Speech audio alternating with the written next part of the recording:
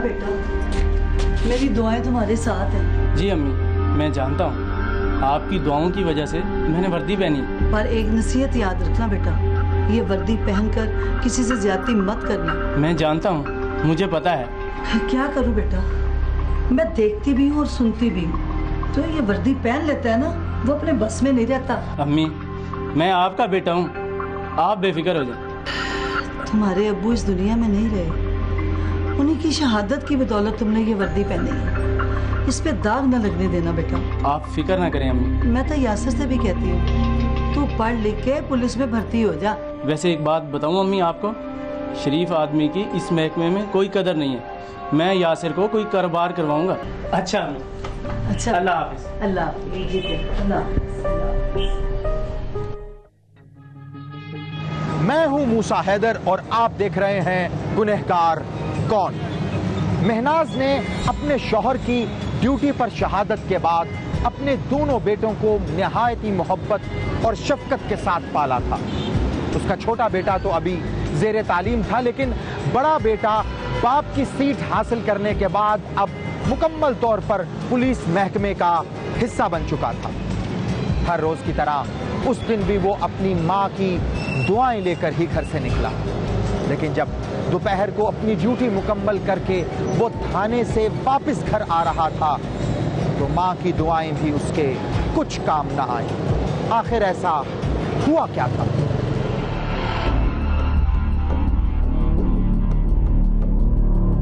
आफ्ताब जी। हाँ जी। आज बड़ी जल्दी में है, खैरियत है? किधर जा रहे हैं? बस वो अम्मी को कहा था ना, आज दोपहर का खाना साथ में खाएंगे, बस इसलिए जल्दी में जा रहा हूँ। हमारा भी ख्याल रखा करो यार।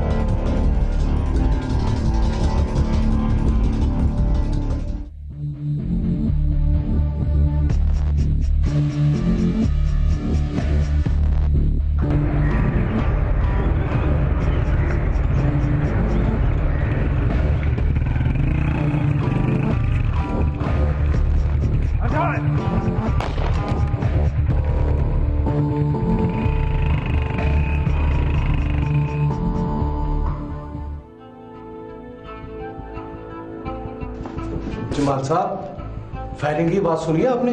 सुनी तो है, किसी ने चलाई होंगी गोलियां। दफा कर।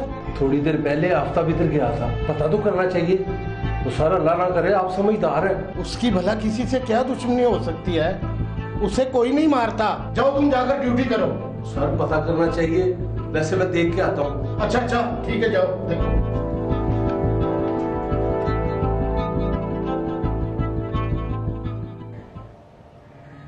थाने से कुछ ही दूर चलने वाली गोलियों की आवाज ने इस पुलिस एहलकार को परेशान कर दिया। ये अपनी परेशानी दूर करने और इस बात का खोज लगाने के लिए कि असल मामला क्या है, उस जानिब चला जहां से गोलियों की आवाज आई थी, क्योंकि इसी जानिब थोड़ी देर पहले उसका दोस्त भी गया था और वो जानना चाहता था कि कहीं किसी ने आफ्ताब को कोई नुकसान तो नहीं पहुंचा दिया। लेकिन दूसरी तरफ वो ये भी जानता था कि आफ्ताब की ना ही किसी से कोई दुश्मनी है और ना ही लड़ाई झगड़ा।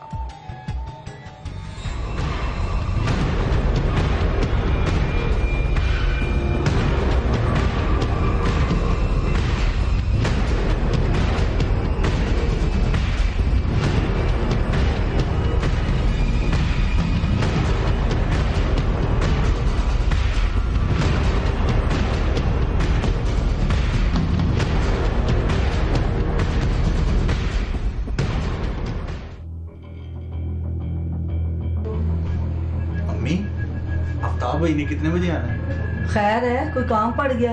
कह तो रहा था खाना खाने आऊंगा दोपहर को। मैंने कहना है कि वो भी बीए की तैयारी करके इम्तिहान दे दे, बड़ा फायदा होगा।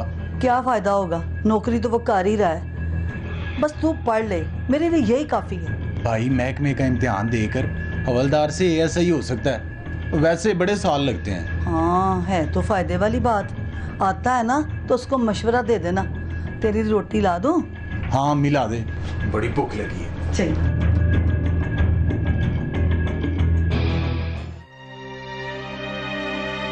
आफ्ताब, आफ्ताब, आफ्ताब, आफ्ताब, आफ्ताब।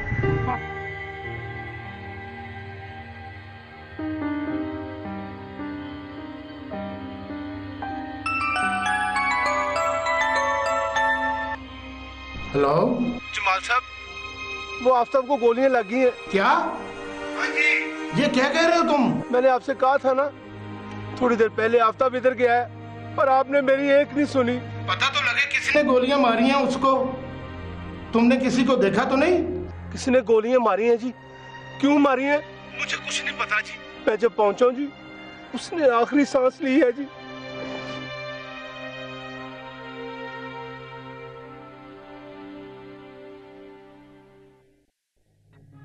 पांच साल पहले आफ्ताब का वालिद ड्यूटी पर डाकुओं की गोली का निशाना बना था, लेकिन उस रोज आफ्ताब किसकी गोलियों का निशाना बना, फौरी तौर पर इस बात का सुराग नहीं लगाया जा सका।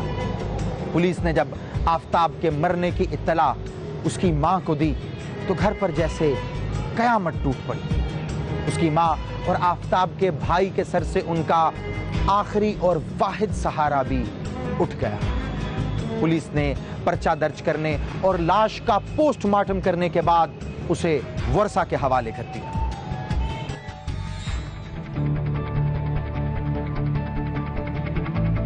अम्मी, ये अप्पू पता नहीं कहाँ रह गए हैं। जब भी कहीं जाना होता है हमेशा देर कर देते हैं। तू तो बात ही ना कर। तेरी वजह से आज दर बदर ठोकरे खाते फिर रहे हैं। अच्छे खासे रह रहे थे 8 साल से इधर।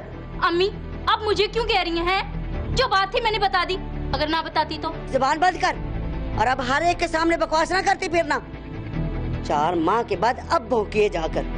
बड़ा एहसान कर दिया हम पे। चलो चलो, देर हो गई। खुद ही देर कर दी है। हम तो 4 घंटे से तैयार बैठे हैं। वो ज्यादा बातें ना करो, चलो शाबाश। चल चल।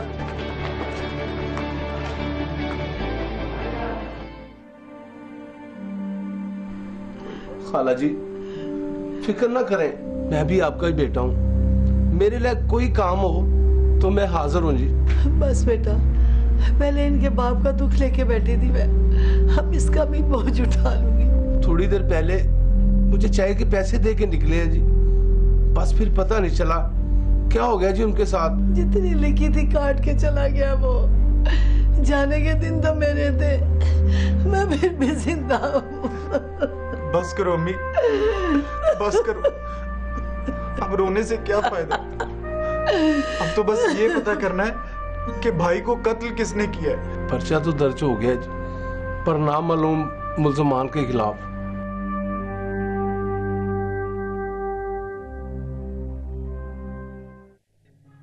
आफ्ताब को उसके वालिद के पहलू में ही सुपुर्द खाक किया गया। पुलिस ने अपने पेटी भाई के कत्ल का पर्चा नामालूम अफराद के खिलाफ दर्ज किया और तफ्तीश का आगाज कर दिया, मगर हर मुमकिन कोशिश के बावजूद पुलिस ना ही उनके कातिलों का पता लगा सकी और ना ही इस कत्ल के पीछे छुपे राज का सुराग लगा सकी। 1 साल के बाद पुलिस ने इस केस को दाखिल दफ्तर कर दिया, मगर आफ्ताब की मां को बिल्कुल करार नहीं आ रहा था। वो मुसलसल कातिलों के सुराग लगाने का मुतालबा करती रही और थाने के चक्कर लगाती रही।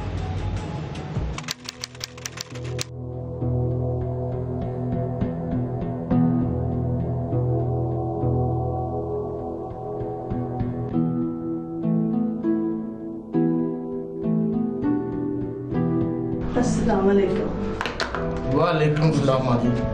जमाल बेटा, मेरे आफ्ताब के कातिलों का पता चला कुछ?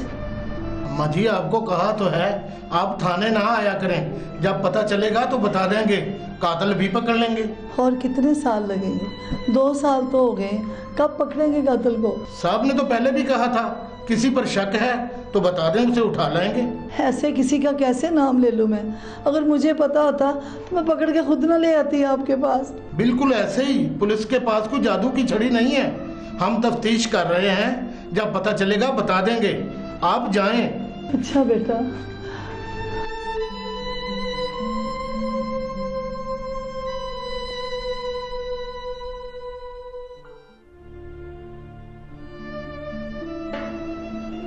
फजल, फजल, मेरी हालत बहुत खराब है।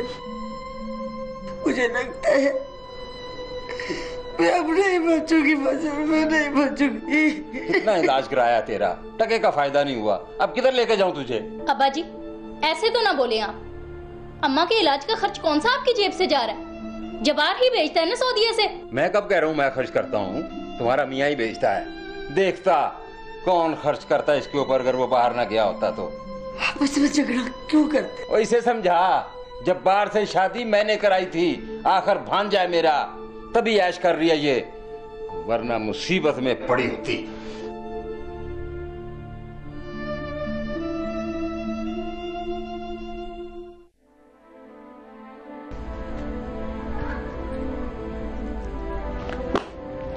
क्या कहते हैं अम्मी थाने वाले? क्या कहना उन्होंने, हर हफ्ते थाने चक्कर लगाने से तंग है वो। आप तो कहती थी कि मैं भी पढ़ लिख के पुलिस में भर्ती हो जाऊं, अब क्या कहती हो? सारे महकमे वाले खराब नहीं होते बेटा, बहुत अच्छे लोग भी होते हैं पुलिस में। हमें अभी तक अच्छे लोग क्यों नहीं मिले अम्मी? 2 साल हो गए, भाई के कातलों का पता ही नहीं चला। अगर मेरी जिंदगी रही ना एक दिन जरूर पता चलेगा किसने मारा मेरे बेटे को। अभी तो भाई इसी महकमे के मुलाजिम थे, फिर भी पुलिस को लिहाज नहीं है। कहाँ नहीं फिरी मैं, किस अफसर के पास नहीं गई मैं, सबने आगे से आगे भेज दिया मुझे। बस अम्मी तू फिक्र न कर, मैंने एक फैसला किया कि मैं अब वकालत करूंगा, कानून का रखवाला नहीं, कानून का माहिर बनूंगा। इस तरह यासिर अपनी तालीम जारी रखने के साथ साथ अपने मकतूल भाई के कातिलों की तलाश में भी लग गया, क्योंकि उसकी माँ मुस्तकिल अपने बेटे के कातिलों को बेनकाब करने के लिए मारी मारी फिर रही और कोई उसके साथ ताउन करने के लिए तैयार नहीं था। शायद इसकी वजह यह भी थी कि उसके बेटे का केस कोई हाई प्रोफाइल केस नहीं था। दूसरी जानिब जब फजल की बीमार बीवी का इंतकाल हुआ तो उसका दामाद पाकिस्तान वापस आया।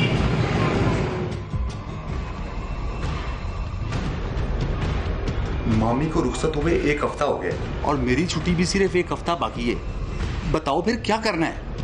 आप इस बार कुछ भी करके ना मुझे साथ लेके जाइए, मुझसे नहीं रहा जाएगा बोर यहाँ पर। ऐसे कैसे साथ लेके चला जाऊं? शनाख्ती कार्ड के मुताबिक तुम मेरी बीवी नहीं हो, फजल मोहम्मद की बेटी हो। 1 हफ्ते में शनाख्ती कार्ड बन जाता है ना। आप जब तक यहाँ पर हैं मेरा शनाख्ती कार्ड बनवा दे, और वैसे भी मेरा पुराना शनाख्ती कार्ड खत्म हो गया है। वो तो सुबह ही चल के बनवा देता हूँ, पर मुझे ये बताओ मामू फजल का क्या करेंगे? वो अकेले यहाँ पे कैसे रहेंगे? मेरा ख्याल है अब्बा जी को भी साथ ही ले जाते हैं, वो हज करके पाकिस्तान वापस आ जाएंगे। हमारा घर भी तो है इधर। वैसे माफी चाहता हूँ, मैंने आज तक उनको नमाज पढ़ते नहीं देखा। देखें, ये उनका अपना फेल है, इसका जवाब उन्होंने देना है, हमने नहीं, इसलिए हम बात नहीं कर सकते। चलो ठीक है, सुबह चल के पहले तुम दोनों का शनाख्ती कार्ड बनवाऊंगा। शनाख्ती कार्ड बनेगा तो फिर पासपोर्ट बनेगा। अब ये तो सुबह ही चल के देखेंगे, अभी मुझे सोने दो।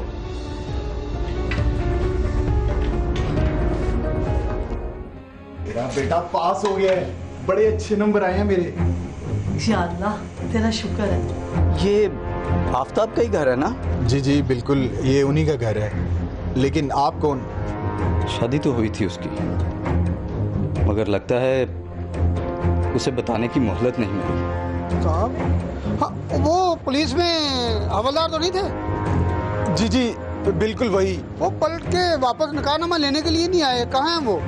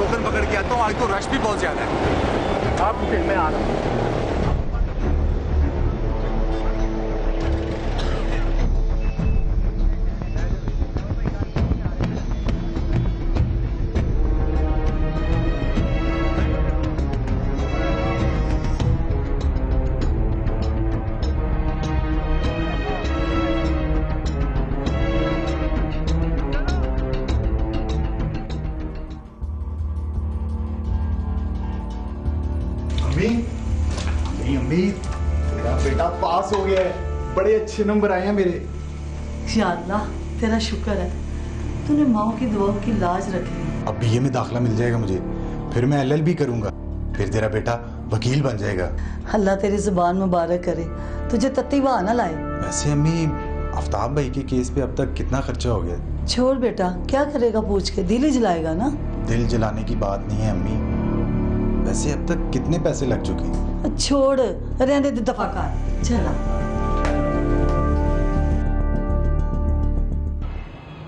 दिन महीनों और महीने सालों में बदल गए। यासिर अपनी तालीम मुकम्मल करके वकील की हैसियत से अदालत में काम करने लग गया, लेकिन अभी तक उसके भाई के कातिलों का कुछ पता नहीं चला था। एक रोज अचानक जब 10 साल बीत चुके थे, आफ्ताब का बैरून मुल्क मुकीम दोस्त उनसे मिलने के लिए घर आ गया। बस यहीं से इस कहानी ने लिया एक नया मोड़।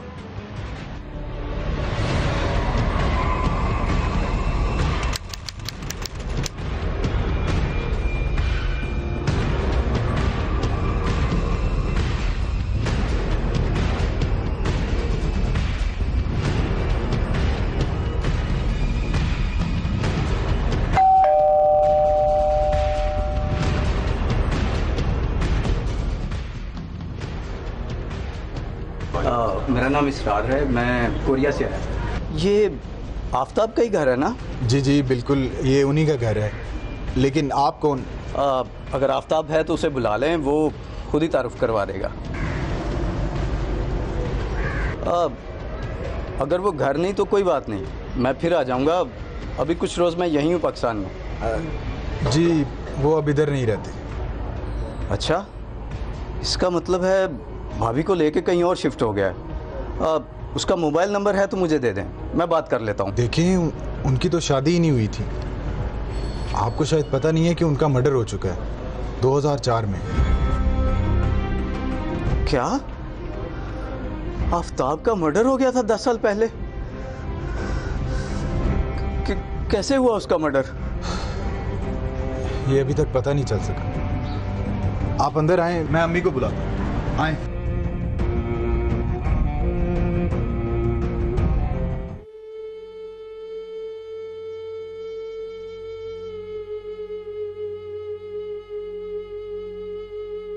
आफ्ताब का सुन के बड़ा अफसोस हुआ जी। बस बेटा, उसी के गम को सीने से लगा के बैठी हुई, न मरती हूँ न जीती हूँ। अम्मी आप बैठे, मैं पानी लेके आता हूँ।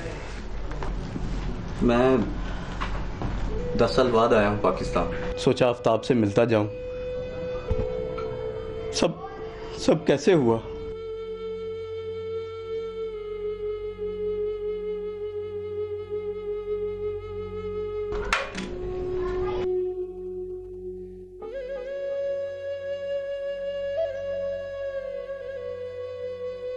और भाभी कहाँ? मैंने आपको बताया तो था कि भाई की अभी शादी नहीं हुई थी। शादी तो हुई थी उसकी, मगर लगता है उसे बताने की मोहलत नहीं मिली। शादी? किससे हुई शादी? हमारे एक किराएदार थे, उनकी बेटी से छुप के निकाह किया था आफ्ताब ने। मैं गवाह था इस निकाह का।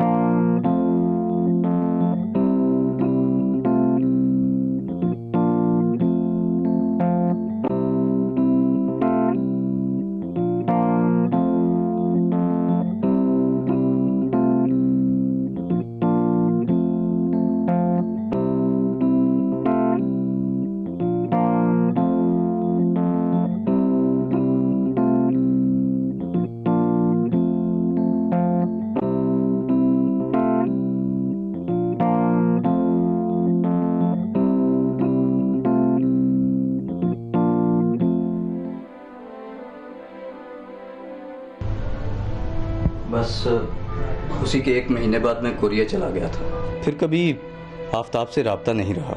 बेटा, मुझे उस लड़की का पता करके बताओ। अगर वो वाकई मेरी बहू है तो मैं उसे घर ले आऊंगी। हौसला करें अम्मी, हौसला करें। क्या हो गया आपको? इसरार भाई, उस लड़की का कोई पता चल सकता है? वो मकान मेरी अम्मी का था। मेरे कोरिया जाने के बाद अम्मी वो मकान बेच के अपनी बहन के पास गांव चली गई थी। फिर 5 साल पहले उनका वहीं इंतकाल हुआ था। लेकिन बेटा, वो लोग तो इधर ही होंगे ना? नहीं आंटी, अम्मी ने बताया था कि 2004 में वो लोग वहां से चले गए थे, मगर कहाँ किसी को नहीं पता। आपने बताया था कि आफ्ताब भाई ने उस लड़की से छुपकर निकाह किया था। जी बिल्कुल। उसने ना तो आपको बताया था और ना ही लड़की के घर वालों को। कहता था बाद में बताऊंगा। जिसने निकाह पढ़ाया था उसका कोई अता पता है आपके पास? हाँ हाँ, कारी रियाज खान नाम है उसका। हुसैनाबाद में मदरसा है। हम उनके पास जा सकते हैं इस वक्त? आओ देख लेते हैं। अम्मी, हम हो के आते हैं, हो सकता है भाभी का कोई पता मिल जाए। हाँ बेटा, जाओ पता करके आए भाई। पता कर लो। जी ठीक।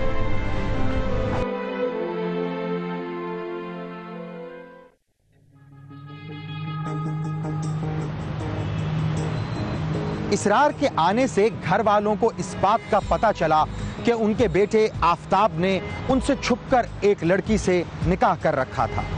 मगर सवाल ये पैदा होता है कि वो लड़की कौन है और अब कहां है? क्या इसरार और यासिर उसका पता लगाने में कामयाब हो सकेंगे? क्या उन्हें वो निकाह ख्वाह मिल सकेगा जिसने इन दोनों का निकाह पढ़ाया?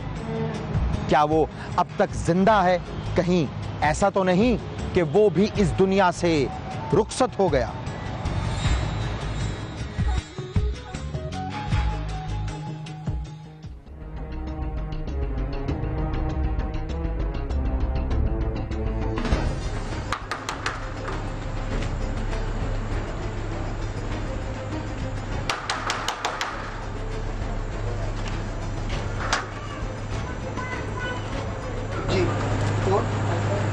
अल्लाह का शुक्र है कारी साहब, आपसे मुलाकात हो गई। और मैंने आपको पहचाना नहीं। बड़ी बात है कारी साहब। वो इसरार कोरिया वाला घड़ी नहीं भिजवाई थी वहां से। अच्छा अच्छा, इसरार क्या हाल है? कब आए हो यार तुम? 1 हफ्ता ही हुआ है। ये मेरे दोस्त के भाई हैं, इनका कुछ काम था। कोई निकाह वगैरह का चक्कर तो नहीं है? नहीं नहीं, आपने इनके बड़े भाई का निकाह पढ़ाया था 11 साल पहले। आफ्ताब नाम था उसका, शायद आपको याद हो। साहब, हाँ, वो पुलिस में हवलदार तो नहीं थे? जी जी बिल्कुल वही। वो पलट के वापस निकाहनामा लेने के लिए नहीं आए? कहाँ हैं वो? वो अब इस दुनिया में नहीं है। इंशाअल्लाह मफरत करे उनकी। अब क्या हुक्म है मेरे लिए? बस उनका निकाहनामा और अगर उस लड़की के आईडी कार्ड की कॉपी मिल जाए तो। निकाहनामा तो शायद मिल जाए, पर शनाख्ती कार्ड की कॉपी मुश्किल है। बस ठीक है, निकाहनामा ही मिल जाए। ठीक है।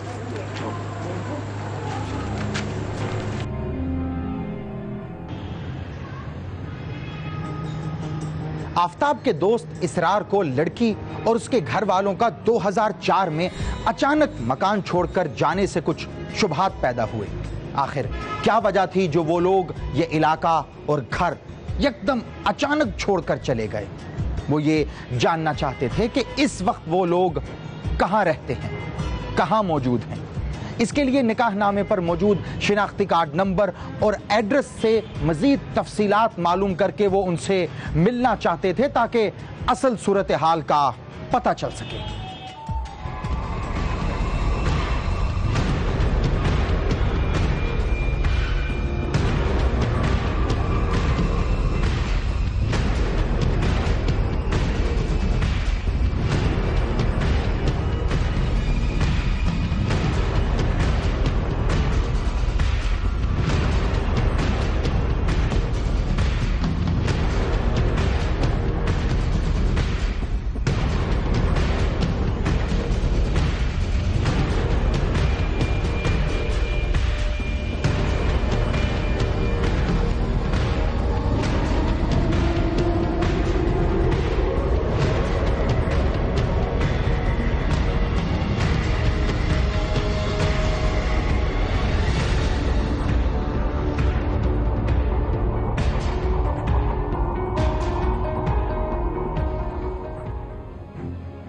तू भले चले जा मियाँ के पास, मैं अकेला रह लूंगा। ऐसे कैसे रह लेंगे आप? खिलाई पिलाएगा कौन आपको? होटल से खा लूंगा मैं। कौन सा काम नहीं होता सरकार, बस पैसे लगते हैं। अब्बा जी।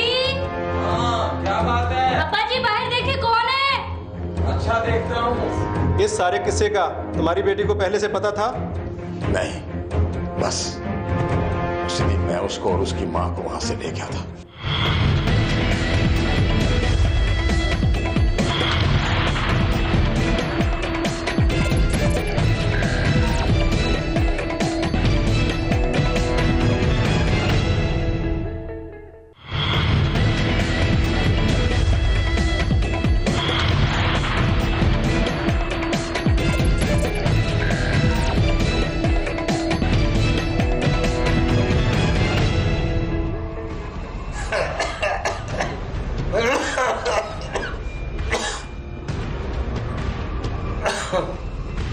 ये ले अब्बा जी, पानी पी ले। आपकी खांसी पता नहीं कब खत्म होगी।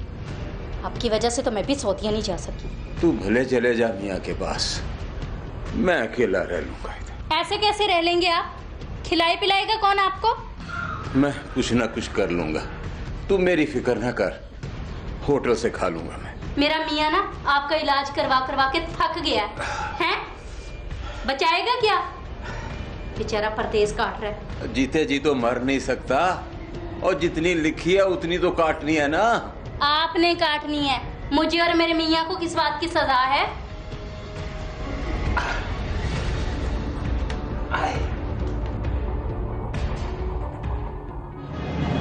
आफताब का दोस्त और उसका भाई गायब होने वाली लड़की और उसके माँ बाप का किसी भी कीमत पर पता लगाना चाहते थे।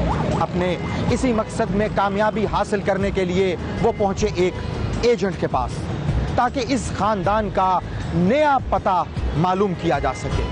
अब देखना यह है कि क्या उन्हें अपने मकसद में कामयाबी मिलती है या नहीं।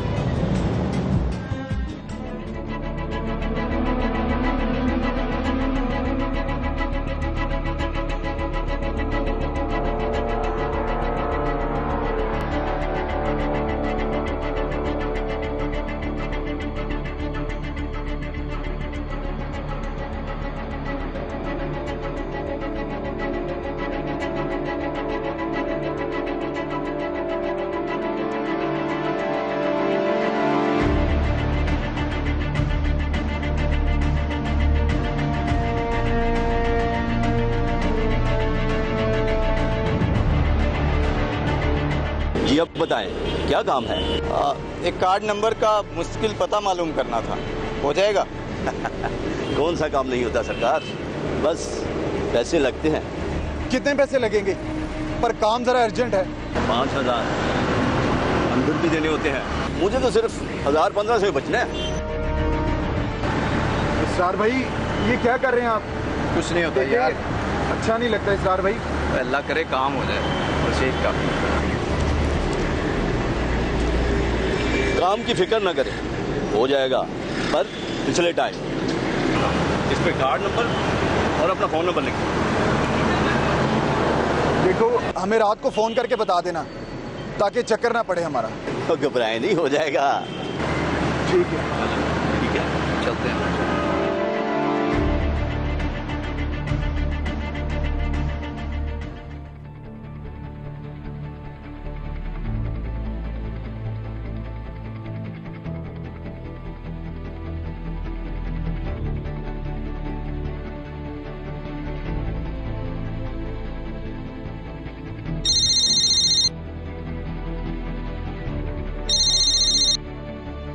हेलो।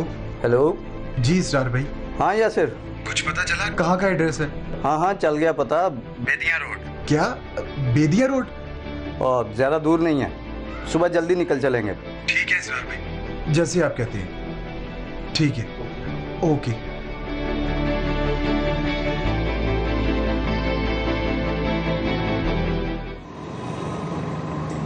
एड्रेस मिलने पर ये दोनों सुबह सवेरे अपनी मंजिल की जानिब रवाना हो गए, लेकिन अभी तक ये बात यकीन के साथ नहीं कही जा सकती थी कि ये जिनकी तलाश में जा रहे हैं वो इन्हें मिलेंगे भी या नहीं।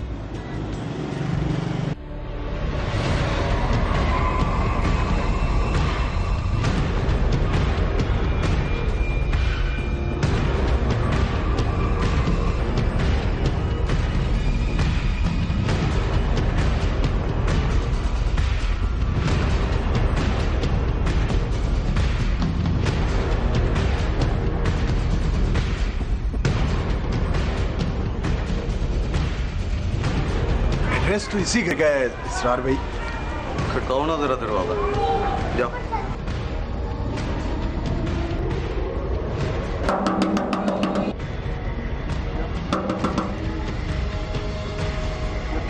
अब्बा जी। हाँ, क्या बात है? अब्बा जी बाहर देखिए कौन है। अच्छा देखता हूँ।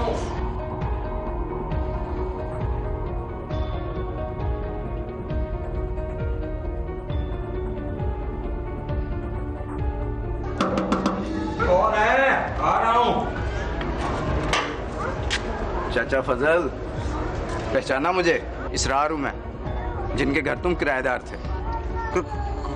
कौन इसरार? मैं नहीं जानता चाचा। नहीं, एक मिनट बात तो सुन।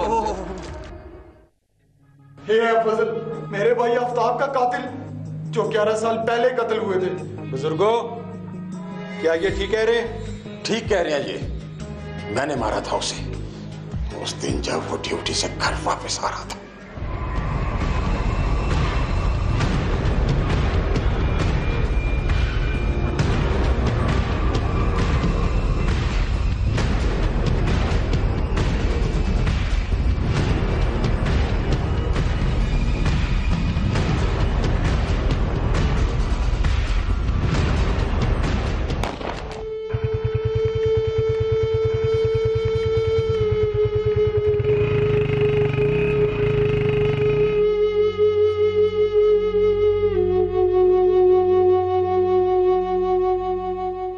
क्यों मारा था उसे?